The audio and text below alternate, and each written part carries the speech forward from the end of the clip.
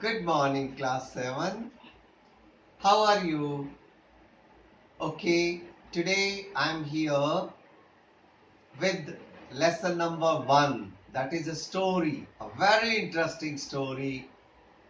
3 questions. Do you know a king has 3 questions and he is seeking answer to these 3 questions. Would you like to know what the questions are? And would you like to know whether the king found the answers? Okay, let us read the story and find out.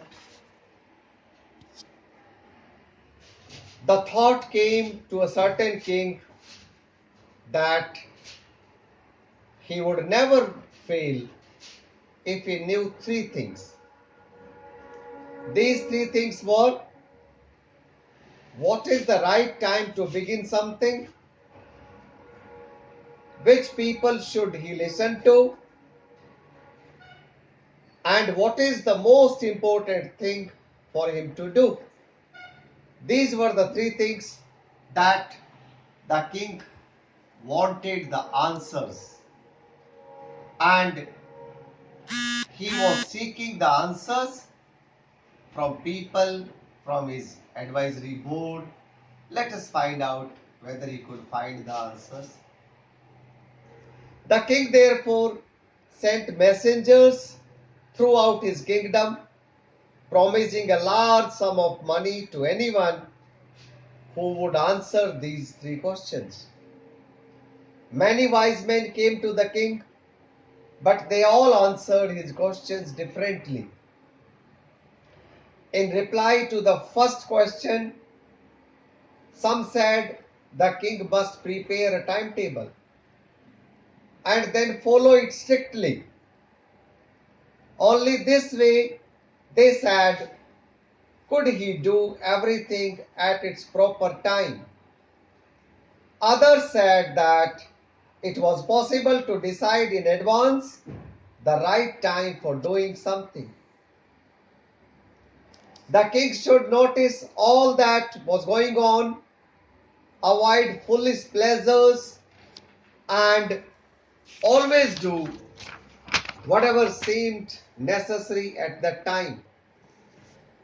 Yet others said that the king needed a council of wise men who would help him act at proper time.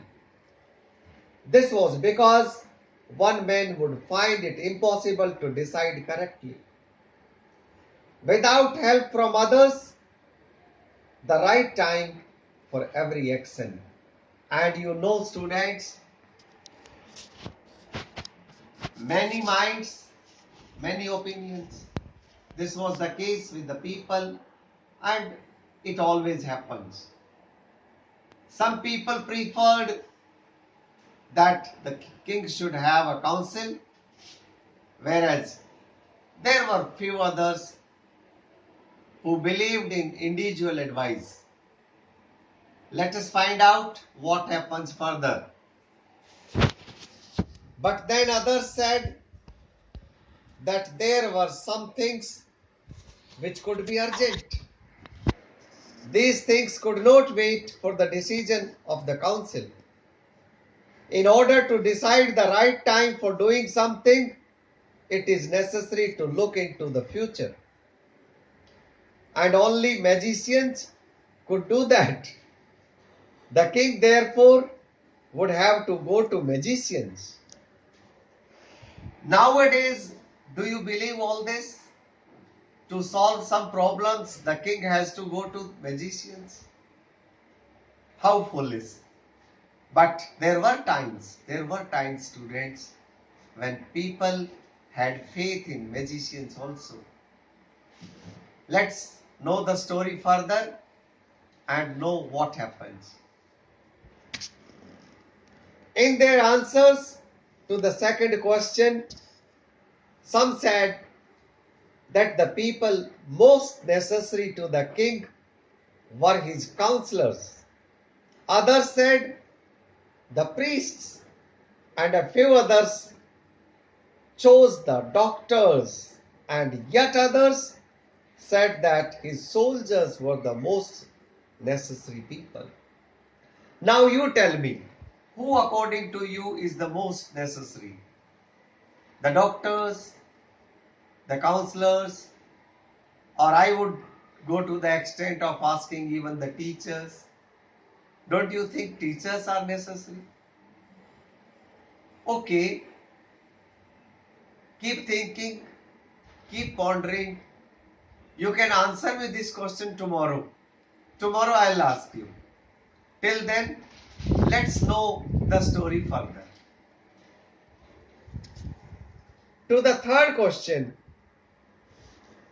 some said science, others chose fighting, and yet others religious worship.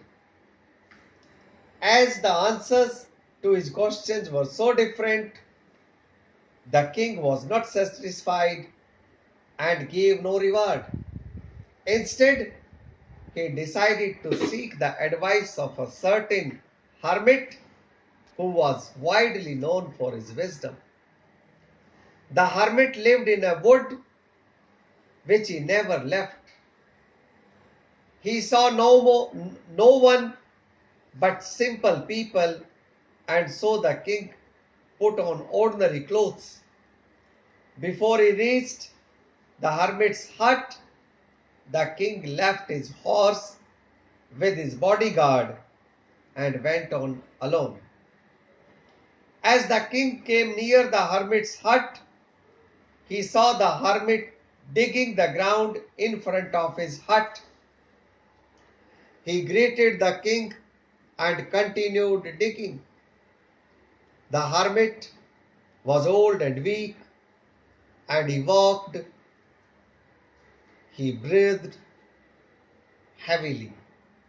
Students, have you ever experienced heavy breathing? It happens. When you run a long race, when you run fast, when you do digging. Have you ever done digging in your garden or in school on your birthday? Okay. So digging takes your toll, and after digging one has to breathe heavy. The hermit was old. Naturally, he was tired. But think of the situation. The king had arrived. But the hermit, because he was a hermit, because he was a saint, he was careless about it. He continued digging. Let us see what happens further. The king went up to hermit and said, I have come to you, wise hermit, to ask you to answer 3 questions. How can I learn to do the right thing at the right time? Who are the people I need most? And what affairs are most important? 3 things. First thing is right thing at right time. Second thing, who are the people the king needed the most? And the third thing, what affairs were the most important one? The hermit listened to the king but did not speak. He went on digging. You are tired, said the king. Let me take the spade and work in your place. Thanks, said the hermit, giving the king his spade. Then he sat down on the ground.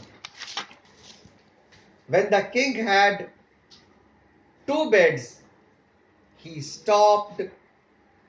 See, even digging 2 beds was really difficult for the king. He was not habitual of it. So he had dug 2 beds and then he stopped. Let us proceed further. After having finished 2 beds, the king repeated his questions. The hermit gave no answer, but stood up, stretching out his hands for the spade, and said, "Now you rest and let me work." But the king did not give him the spade and continued to dig. 1 hour passed, then another. The sun went down behind the trees, and at last the king stuck the spade into the ground and said, "I came to you, wise men, for an answer to my question. If you can give me no answer, tell me so, and I'll return home." "Here comes someone running," said the hermit. The hermit did not give the answers. He didn't give direct answers to the king's questions.